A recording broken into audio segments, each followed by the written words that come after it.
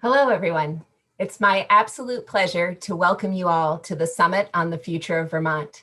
We have an incredible 660 people in attendance today, and welcome to each and every one of you. We are honored to have you with us and deeply appreciate your dedication of time and energy to this event, along with all you do for your community and for Vermont. I'm Julie Moore. I'm the Secretary of the Agency of Natural Resources, but here today in my capacity as the Chair of the Board of the Vermont Council on Rural Development. And before we get started, there is just one housekeeping item I want to flag for attendees. We do have closed captioning turned on, and each attendee actually has the ability to control this functionality using the CC button or live transcript button at the bottom of your screen. I'm so glad that we are all able to join together today at this moment when spring has burst around us and summer is on the way.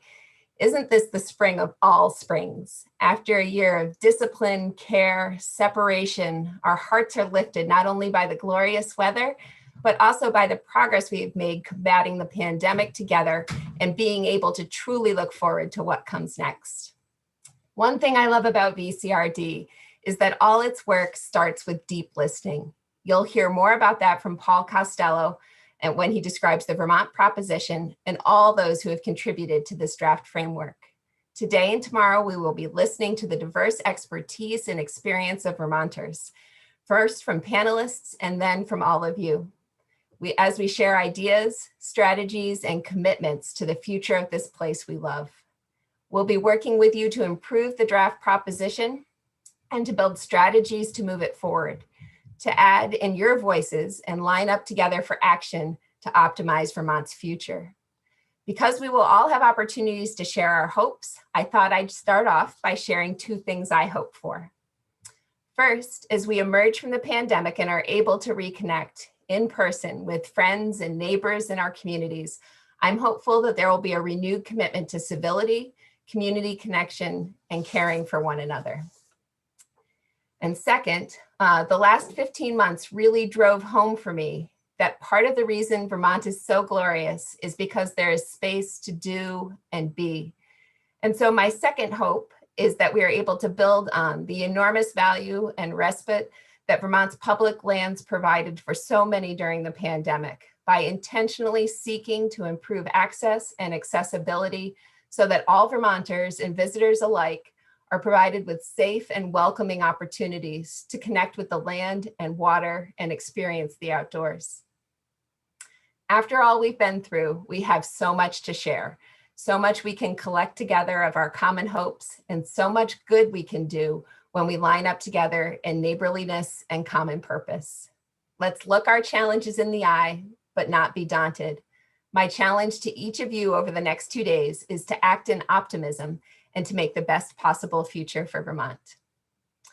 It is now my pleasure to introduce a man who likely needs no introduction, Senator Leahy, whose long work for Vermont and our country epitomize so many of the values and hopes we are gathered here to advance.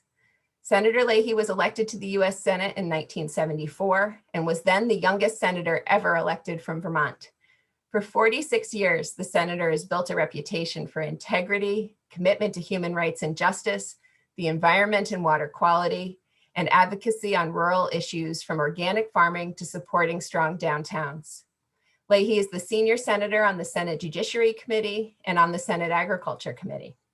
He holds the single most influential congressional seat on national spending as chair of Senate Appropriations, and as the longest serving senator in the nation, Senator Leahy is the president pro tem of the US Senate. It is my honor to introduce America's senior senator, Vermont's wonderful Patrick Leahy. Good afternoon. I want to thank you for participating in VCRD's Summit on the Future of Vermont. Now we're making our way through this COVID pandemic. Vaccination rates here are high and new cases are low, and we're able to socialize once again. I know as Marcel and I go around the state, we're so happy about that. And as Vermonters, we've come together, we've helped one another. On the local level, people in the front line have stepped up. They've made sure Vermonters had the services and support they needed, often at risk to their own health. but we cared for each other. We wore masks for each other. We kept our distance for each other. And we've been there for each other. So as we come together to discuss Vermont's future, I want to thank you all for the role you played. And you're going to continue to play to keep Vermont moving forward. I want to thank Governor Scott and his team for their leadership. In typical Vermont fashion, Vermonters, Republicans, Democrats pulled together, and the governor and his team provided steady, well-informed guidance and direction. Now, the difficult decisions may not always have been popular at the time, but he did what he felt was right and, most importantly, what was based on science. So the governor's pragmatic, positive, and encouraging leadership has served all of us well in Vermont.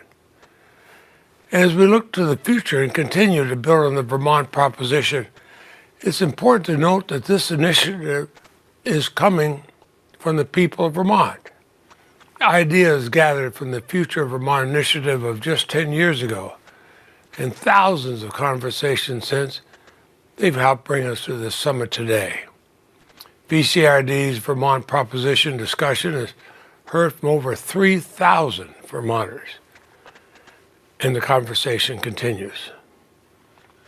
The guiding principles in this endeavor represent what we want Vermont's future to embrace: intellectual honesty, deep listening, strengthening Vermont's civil society and community, inclusivity and diversity, opportunities for all of Vermont's children, sustainability, resilience. That just lists a few.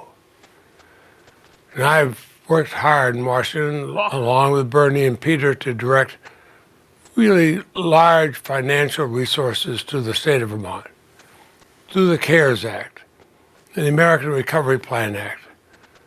Billions of dollars have come or are slated to arrive in our state of Vermont. But in all of this, the most important resource we have is each other. And we've shown time and time again, whether I remember as a child, my parents would talk about the flood of 1927 that happened when they were youngsters. Or what I got to see, Tropical Storm Irene, or now COVID-19. But in every one of those instances, the ones that happened before I was born, the ones that happened after I was here, we've always united as Vermonters. We are Vermonters. We help our neighbors get things back on track. More often than not, we work to make things better. We have a generational opportunity to build a bright, promising, and inclusive future for our state. And I want to paraphrase a very good friend of mine, Paul Costello.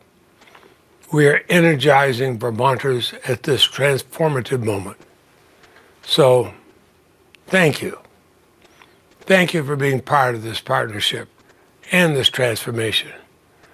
We have before us an incredible obligation, but also a once-in-a-lifetime opportunity. Stay engaged in the conversation. Strengthen this partnership. Shape a future for our wonderful state, of which we and all those who come after us will be proud. So thank you for the work you've already done to get us to this point. Thank you in advance for what you're going to do. Because remember, Vermont is worth it. Thank you.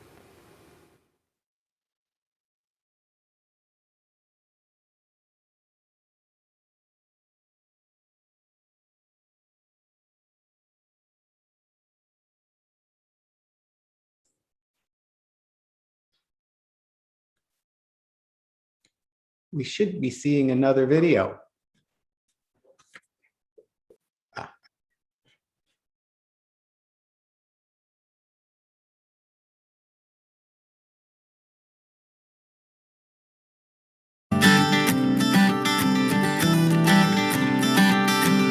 How can we ensure universal broadband? What is needed to expand racial justice and create welcoming communities? How can we lead in climate solutions?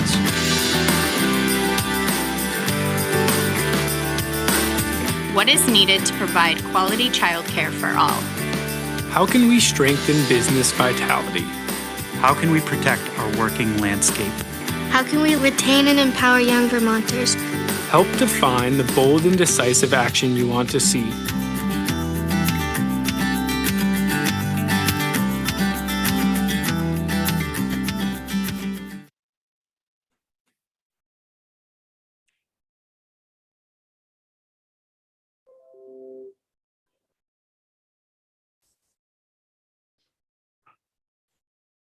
Thank you all so much for being with us. I'm Paul Costello. I'm the Executive Director of the Vermont Council on Rural Development, and it's a great honor to have you here.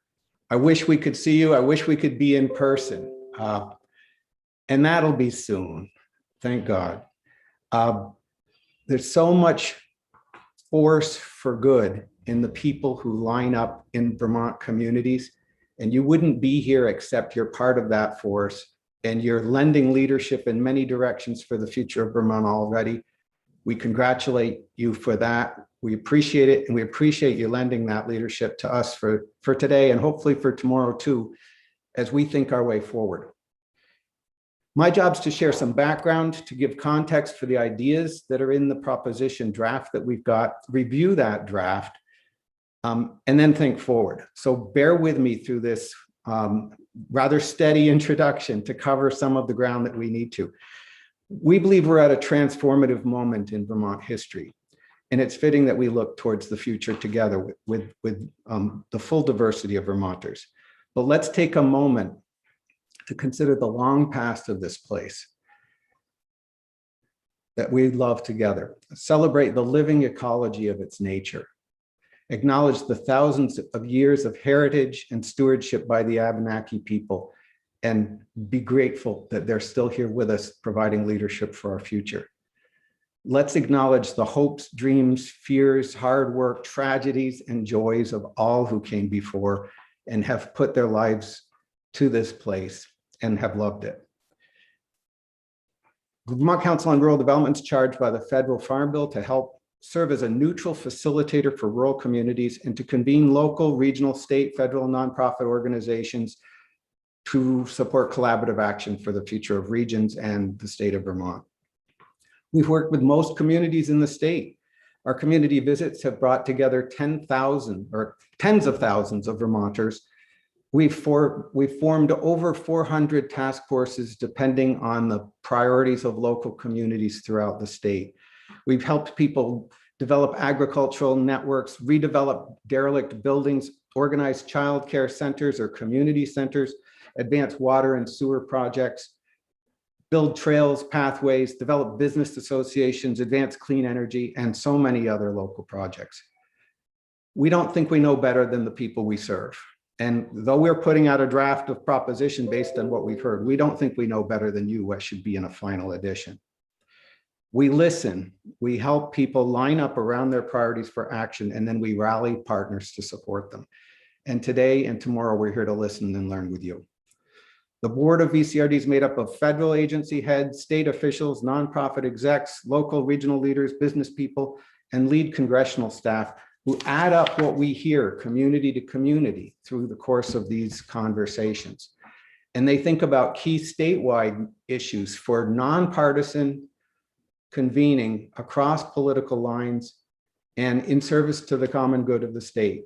So we tend to, rather than try to take a political position on one side or another of an issue, our job is to be a center point that looks at what common ground we may have, what are some of the starting points we could work together on, and then build progress from there rather than start with points of difference. For the last 25 years, we've convened retreats for governors of both parties. We've developed over 20 summit conferences, none quite like this one. We've done 10 year-long policy councils on everything from in-state energy development to evaluating the structure of the planning system. We built the Council on the Future of Vermont 12 years ago, which may be the largest conversation on the future of the state and its history. And for the last 12 years, we've been pondering about its findings. The council gathered points of vision, values, and priorities from thousands of Vermonters. It helped to frame the Working Lands Enterprise Initiative in Vermont, But what it didn't do was build a deliberate plan of action for the future and engage partners in implementation. A couple of years back, our partners at the Community Foundation held their annual meeting on the topic, what do we need to do over the next 3 years to be successful in Vermont over the next 30 by 2050? At the board of VCRD, we started to think about these potential actions as adding up to a proposition on the future of Vermont. What would be in such a proposition? And we built plans to ask Vermonters this kind of question, with the idea of building something of a conceptual future, a conceptual framework of public ideas for action around the future. So this summit today is really about improving and activating this draft architecture for the future with your help and leadership. And then COVID hit. When COVID hit, VCRD was booked to go to Barrie, to Barton, to Bradford, to Milton, to Mendon, and help communities come to their priorities and gear up for action. And all that work fell like dominoes, like so many other organizations' work did. We saw local action groups springing up all over the state, and we helped backbone their work to provide response. We helped not from the top down, but by learning from great leaders that were working in different communities and regions, add up protocols, share information, think about best practices and work forward. Then we started convening regional officials and state officials and nonprofit leaders who were providing COVID response.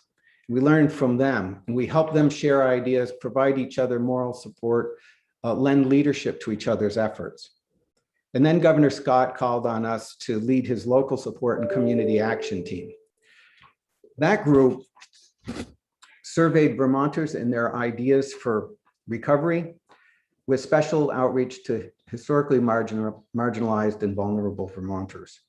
Working together, we surveyed Vermonters, and then we set up counting sessions that reached out and had more than 1,000 people on the line. We spent a lot of time on Zoom meetings with very tired, careworn people working with great urgency and dedication to plan action in a time of overwhelming uncertainty. And it was an incredible experience of looking at the strength of Vermonters doing all within their power for the common good in a time of emergency. Excuse me. We didn't hear Vermonters say they wanted things to go back to normal.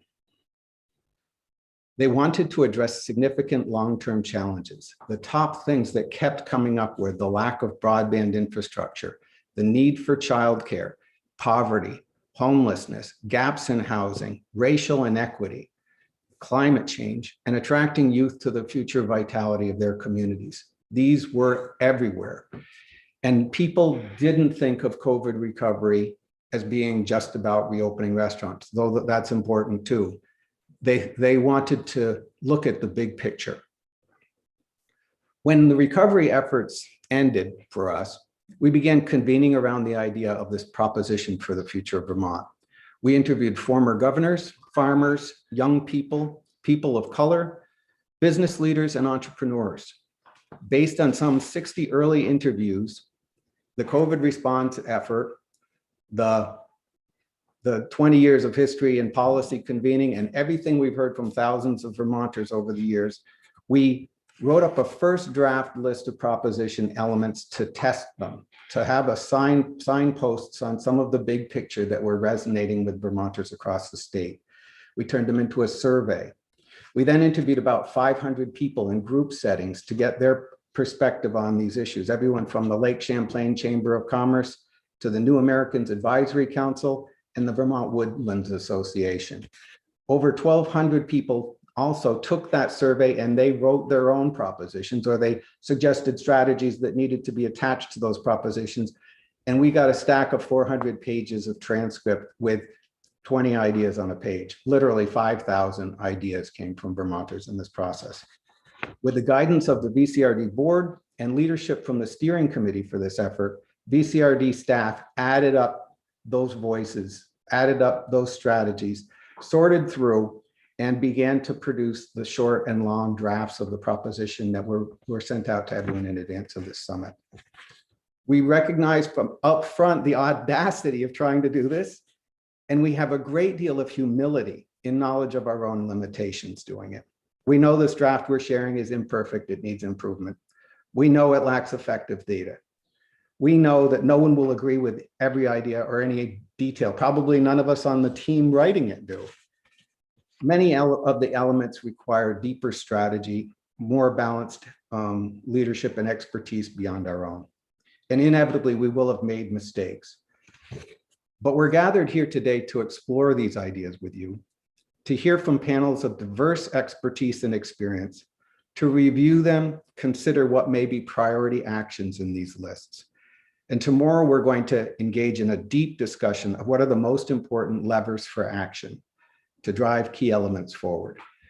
We'll improve the draft. We'll be developing a partnership to set priorities and drive them in action. We'll talk more about that part tomorrow. But when you think about where we're starting with this process, our point in history today, we come together at a point of national, international, and Vermont history in a crux point. Even before the pandemic hit, rural communities were facing tough realities: aging populations, loss of youth, economic doldrums, long-standing challenges to commodity economics in the farm and forest sector, a global digital economy that provides tremendous opportunities, but also drains our downtowns and local economies. Then with the suffering, dislocation, loneliness, and economic challenges that have come with the pandemic, Vermont has done remarkably well. Science-based management and leadership by the Scott administration, paired with neighborly efforts to do the right thing, have made Vermont's response from incidents and fatalities right through PPP for businesses and percentages of people immunized right at the top. We've been a national leader. We should take a moment, I wish we could do this in person, to celebrate Governor Scott and his team, the burdens they've borne this year, their long and hard work, their consistent leadership in tough times. You see the tiredness in some of those press conferences. They just deserve a big round of applause. But we're coming through a healthcare crisis.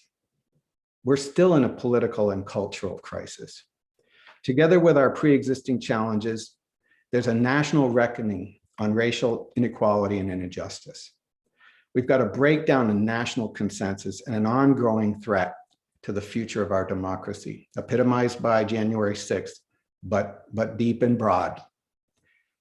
And we've got the looming cascading impacts of climate change that could, all these together put Vermont society and American society in a crucible.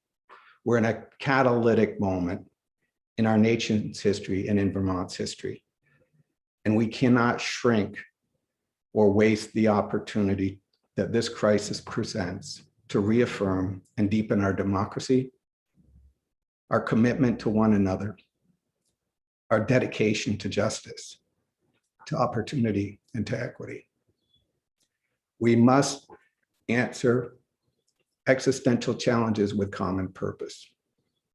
We're at an inflection point in our history, equivalent to historic moments of rapid punctuated change, like that of the trust-busting days in the early 20th century, the New Deal response to the Depression, the GI Bill to renew opportunities after World War II, the battle for human rights and the war on poverty in the 60s. It's time that we seize the day and build a movement for reform and renewal for the future of Vermont. So the propositions, I'm going to go through them, and again, bear with me. I know I'm going long, but I'm going to walk through these so that we're all on the same page. Some folks read the long edition, some folks read the short. We'll find errors in both editions, and we'll look for your improvements. But let me just go through some of what we heard from Vermonters and what we've learned over the years in all these different discussions. The first is, and these aren't in any priority order, that Vermont must ensure affordable high-speed broadband and cellular access for all Vermonters while using digital tools to promote community connection and democracy and to advance local commerce and economic opportunity. We have to get our act together and we have to work in a functional public-private partnership to drive the last mile. But that's not enough. We need to systematically advance ways that we use the internet to boost local commerce, agriculture, the arts, our economy, and confront the divisive negativity of online discourse that reinforces our received opinions, undermines our capacity to think reflexively with people who have different ideas than us. We have to use online tools to listen to one another, to engage together for the future of our communities, and work in the common good. And we need to look at new tools to do that and step away from tools that are driving us crazy these days. The second issue, the second part of the proposition is that Vermont must combat racism, celebrate our diversity today, welcome new Vermonters of color. It's not only right and just to do this, it also makes Vermont more dynamic, more interesting, and more economically successful in the future. By opening Vermont and making it a more comfortable place, a more welcoming place for people to feel they can belong. And this connects to our culture as a whole, to public policy, to incentives, to the way that we work together. It can help answer our long-term demographic challenges and our workforce challenges and some of our cultural gaps and make us a more dynamic, interesting place for the future. The third element is that Vermont must advance creative solutions to climate change. Vermont has an opportunity to build economic solutions to climate change and be at the front of an economy that's moving forward. We all see GM and Ford turning to electric cars. We see what Beta Technologies is doing at the Burlington Airport with the invention of electric flight.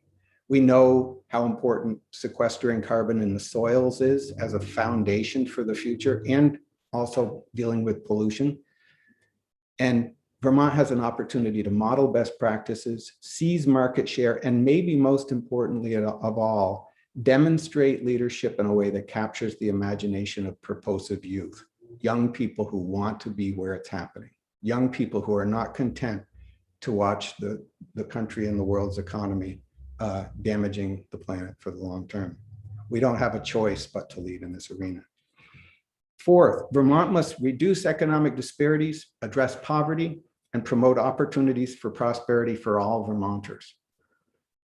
We've experienced a seismic shift and are living in a historic period of economic disparity that calls for a renewed war on poverty. We've got to work towards universal health care and education for all. We've got to address benefit cliffs that undermine opportunity. And we've got to seed equity to break the cycle of intergenerational poverty. This is crucial to the future. And part of it is crucial because of the economic disparities that undermine democracy. That when the gap between the wealthy and the poor gets to a certain level in world history, societies don't survive as democratic republics. We have to line up together around this as an issue, both for the economic opportunity that it represents, but also for the future of democracy itself. Fifth, Vermont must ensure that all children have access to affordable quality childcare and education. We need to invest in high quality childcare as a foundation for our children to actualize themselves. The science is there that shows what happens when children don't get stimulated, don't get asked questions, aren't exposed to music, aren't read to as children. They're physiologically impaired, and that's morally and socially unacceptable. We have to provide opportunities for all Vermonters to reach and activate their highest potential. Doing so saves downstream costs to the economy and society, and it supports our families today and can attract a new generation of young families to Vermont. The sixth part of the proposition is around strengthening local businesses, entrepreneurship, investment, workforce, and rural innovation. We've got to mentor a new generation of entrepreneurs. We have to advance co-working and incubation spaces. We've come a long way, but we've got further to go. We need to boost micro lending and crowdfunding. advance the creative economy and all that the arts and humanities do to attract people and build a deep sense of place and home here in Vermont. We need to support BIPOC startups and growth enterprise. We need to inspire and invest in youth innovation. We need to capture remote workers who can work in San Francisco or Boston, but may want to live in Vermont. And we need to ensure affordability for the next generation to live and work in Vermont. The seventh part of the proposition is around efficiency and foresight through state planning and regional coordination. And this proposition comes from years of discussions with administrations and with local and regional leaders. That Vermont needs to boost efficiency and effectiveness in state and regional services. It could potentially be doing that by improving coordination or co-location of services in different territories of the state of Vermont. This could happen organically from the bottom up. It doesn't have to be a top-down process, but there's a lack of rationality to the overlapping service territories and the complexity of service delivery in Vermont. But meanwhile, Vermont doesn't have an instituted place that looks at the long-term future of the state. We have a 2-year gubernatorial cycle, 1-year budget cycle, and we don't have a state planning office. So this proposition calls for the development of an office that looks at long-term land use planning, long-term economic development, and obviously in the face of climate change, the sort of rational scientific systemic thinking that's been going on in the administration around COVID response is going to be a key ingredient in our successful resilience and economic opportunity for the future. The eighth part is around conserving land and waters and advancing our working landscape. Today, we have the greatest demonstration of the challenge to food systems in the empty shelves in March just last year, how important it is to advance food for all and ensure food security, but also continue to advance creative ways for people to make a living off the land in ways that protect and hold that land for the future and provide goods, farm and forest, that provide sustenance for us and prosperity for our communities. It's a foundation for Vermont's resilience in the long term. The ninth part is around renewing civic engagement and strengthening trust, civility, community connection, democratic decision-making, and empowering new leaders. It's a broad category, but essentially we need to ensure that we're sharing civic understanding, that we train our children to understand how society works, how government works. We train them essentially for leadership, because in a democracy, everyone's a leader. Everyone's required to step up for their community. Everyone has a role to play for the common good of their community and for their state. We have to come back to some of those basic principles of commitment together. But we also need to look to the next generation of leadership and how we encourage and support leadership transitions in Vermont for the future. And that includes people who've been historically marginalized, but it also includes being very dedicated to supporting opportunities for leadership for young people today in any number of roles within their communities. So these are the 9 that have stood through the dialogue so far. And there's more behind them in the long version of this draft. We know that they're imperfect and can be improved still, and we're going to be looking for your ideas over the next couple of days on that. But essentially, we think that these propositions add up to tell a story about Vermont. It's a story that describes a reinvented progress for Vermont, built on our ideals and our values, dedicated to the next and future generations. A story we build based on hope, common faith, and commitment. And we carry forward in hard work, both in marketing the state as a destination, but also acting in common purpose for an innovative and vital future. In the wake of the pandemic and in confrontation with the national challenge to democracy, in pursuit of racial justice and renewing our economy to answer climate change, we need a new vision.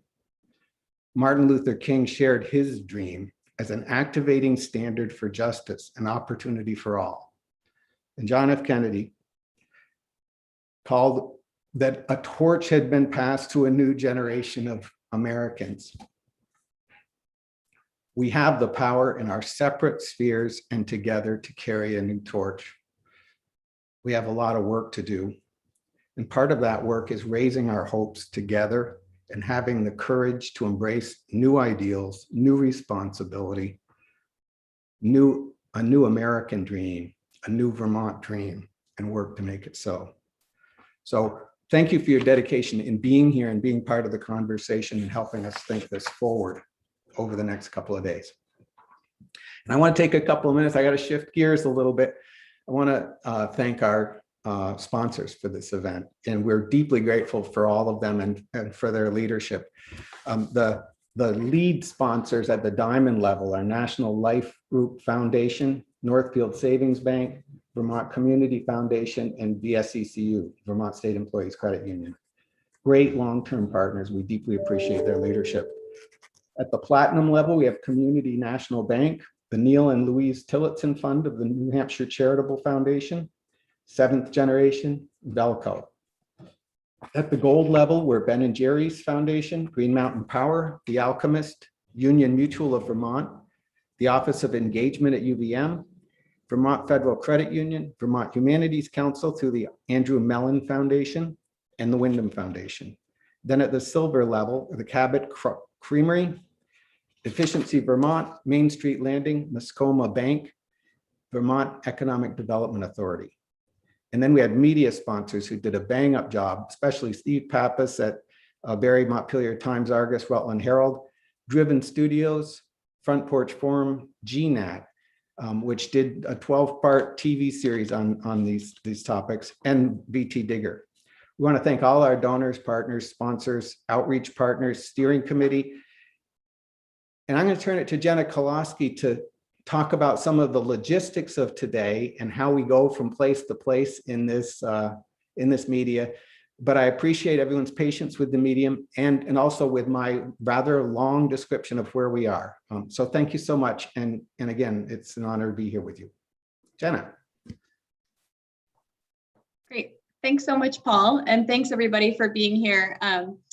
Really excited to bring voices together from across the state to really dive into this Vermont proposition that Paul just walked through. I want to take some time to walk you step by step through the agenda today. We've been deliberate about the way we've set up each of these sessions, and I want to describe what the goal is for each session over the next couple of days. I also want to echo Paul's thanks of bearing with us in this new virtual platform. Normally we'd be looking out at a sea of people and seeing you all in person, and we hope to do that in the future. But thanks for bearing with us as we learn along with you and work through the platform. So if you look at the agenda today, and you'll find the full agenda for all of the events in your Whova platform. And I know since you're here, I'm assuming you found where that was and got into the opening session. And then you'll see that we've broken the next couple of days down into 3 types of different conversations, and I'll walk you through them one by one. So today's theme is all about digging deeper. This is the opportunity to take each of those proposition points that Paul just described and really dive into the content of each one. So the first set of panels, which will be next at 2 p.m. today, we're calling the presentation of issues. So in these panels, it'll be a chance to explore each element of the proposition with a panel of experts and leaders in that arena. So there'll be an open, moderated conversation, and I'll explain the logistics a little bit in a moment, but a moderated fishbowl conversation, and then a chance for some back and forth question and answer to really provide that context and background for each of these different elements. After that, there'll be a quick break. And so we'll go right from that session into a break, and then you'll come right back into your second session this afternoon, which will start at 3:30. That session is called Perspectives and Connections. So unlike the first one where you're diving into one element of the proposition, these sessions will take a step back a bit and be an opportunity for a diverse variety of Vermont voices to share their thoughts and perspectives and their vision for the future of Vermont. So some of them will be kind of specific to a certain arena. There's about data or infrastructure or the arts. But others will take a broader approach at looking at the whole proposition or perhaps other issues that are important to the future of the state. So that's the 3:30 session on perspectives and connections. We will, after that, come back all together again, just like this, for a closing session. So that will be at 4:45. And then you'll notice at 5 p.m., there's some time scheduled in for networking. And so we did want to have some time to connect virtually with the nearly 700 people that are signed up for this event. And I'll describe in a moment too how the different ways that you can interact and connect with others. So this evening, we do have an opportunity to come back together. For those of you that are interested, from 7 to 8:30 tonight, you can think of it as a general discussion opportunity, another way to provide feedback on the proposition. You all, summit participants, are all welcome, but it's also an opportunity for folks that can't make the session today to join in, and a chance to kind of listen and reflect in a smaller group setting with the proposition text. So we'll come together and then break out into smaller groups and have a deep discussion on the proposition as a whole. So you're welcome to join us for that at 7. And then finally, just a little teaser of day 2. Day 2, we're going to really shift from these panel type discussions, and it's going to be all about hearing from all of you. So our goal tomorrow is to break out into topics based on each proposition point.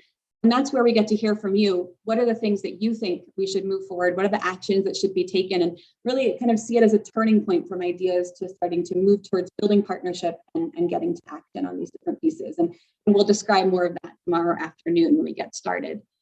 I also want to invite all of you.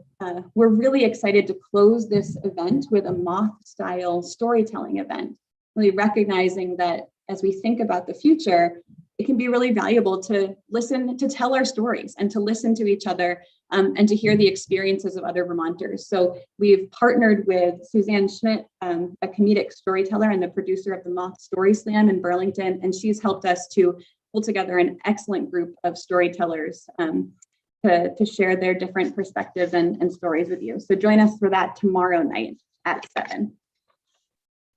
Just a few logistics pieces, and I hate to get into logistical details, but ways that will make this go smoother within the Whova platform. So one, just kind of reflection on the logistics of today's fishbowl conversations. They'll function a lot like this opening session that you're in now. So when you go into your Whova agenda, you'll find your session, go into view session, and you'll join via a Zoom webinar. You'll have a moderator in your session and your panelists, and they'll kind of have an open fishbowl style conversation, but the moderators will plan to set aside time at the end to ask questions of the panelists. You can see in your session now, there's a Q&A function within the Zoom webinar.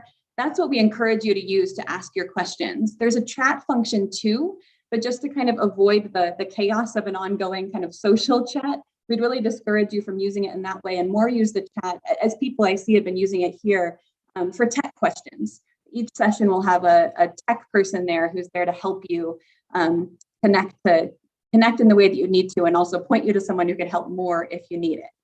So that's the logistics on today. And again, you'll just find that right in your agenda on the Whova session. A couple of other pieces for today. We mentioned the networking at 5 p.m. So in your Whova platform, there are 3 different ways that you can connect with other people. And I see that people are already engaging in them, which is excellent. So in your platform, you can actually reach out to individual attendees and set a time to talk or just chat back and forth. If you find on your left-hand menu, the attendees option, all the 700 registrants are in there. You can search for someone, and you can either message them or even actually have a video call with them through that function. So I'd encourage you to reach out to folks that way. Another way that you can connect is through the community forums. So you'll see again on that left-hand side, there's community there, and you'll see people have already put in all kinds of different topics for discussion. And it's really neat to see how folks are engaging around housing and supporting BIPOC Vermonters and all kinds of different topics there. So check out community to engage in that way. And then the final way is there is actually a meetup option. And I see some people have created meetups already. You can choose any time in the next couple of days, create a meetup. You can either use the kind of internal software, or you can use your own Zoom if you have a Zoom account. We would encourage you to use Zoom if you can. It's just a little bit less glitchy and more reliable. But go ahead and give it a try. And we're all learning and experimenting. So that's in the community section. There's also a Meetup section there. I also recognize that all of us may experience tech issues at some point during this next couple of days. If that happens, there are a couple ways that you can ask for help. In your sessions, as I mentioned, you'll have tech support there. And you can use the chat function to ask them, hey, I'm not hearing anything, or I can't turn off my subtitles, or whatever it might be. You can chat there for basic tech help. If you're really having trouble connecting, or you're getting booted out, or whatever, if you're not able to get into the meeting, we do have tech support on hand. Delaney Meeting Management is working with us. And I'm just going to give you an email and phone number right now. So if you want to have it with you, jot it down. You can call 802-865-5202 or email info@delaneymeetingevent.com. And we can put that in the chat here as well, so you can jot it down. And I think that's all the tech overview for today. So we're really excited to be with you today. We've got a few minutes here before our session begins at 2. Thank you. So the tech info is in the chat here, and you can find the email and phone number to call in for help. So before 2 o'clock, go ahead and go into Whova, find your agenda, and look for the session that you'd like to attend, and you can join that way. And we look forward to the conversation with all of you. Paul, anything else we want to say before we're signing off? All right, well, thanks so much, everyone, and we'll see you in the session at 2 o'clock.